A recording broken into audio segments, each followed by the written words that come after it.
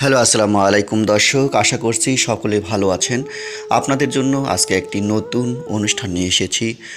সেই অনুষ্ঠানটি হচ্ছে ফেসবুক থেকে নেওয়া আজকের স্ট্যাটাসটি আরিফুল ইসলাম আরিফ ভাইয়ের লেখা। চলুন স্ট্যাটাসটি তার পড়ি। মাঝে মাঝে ফোনের কন্ট্যাক্ট লিস্টটা স্ক্রল করি, পুরনো নামগুলো দেখি, কিছু চেনা কিছু অচেনা হয়ে যাওয়ার নামের তালিকা।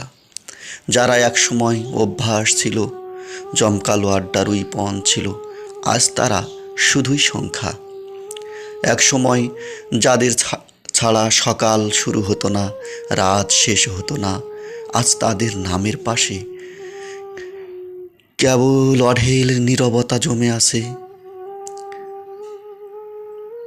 কিছু নাম্বার কখনোই আর ডায়াল করা হবে না, কারণ তারা এই দুনিয়ার মায়া ত্যাগ করেছেন। তবু মুছে ফেলতে পারিনি।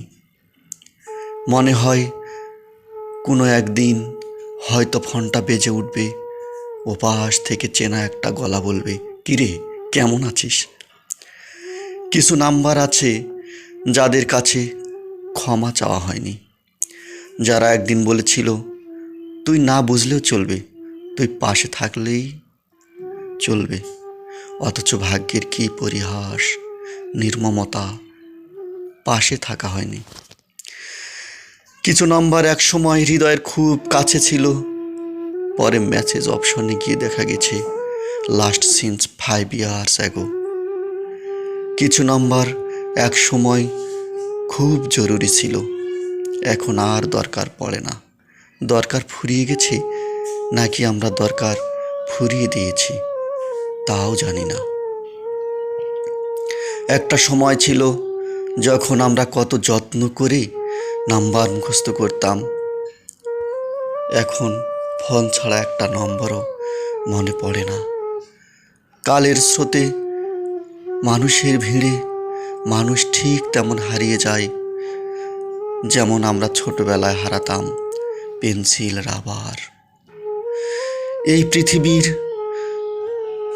মহাকালের স্রোত, মানুষের স্রোত, মানুষের স্রোতেই মানুষকে আমরা হারিয়ে ফেলতেছি। সেই স্রোতে আবার চেনা মুখ অচেনা রূপে খুঁজতেছি।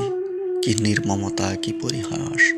তবে পার্থক্য একটাই, পেন্সিল রাবার হারিয়ে গেলে নতুন কেনা যেত, কিন্তু মানুষ হারিয়ে গেলে সেই শূন্যতা আর কিছুতেই পূর্ণ হয় না।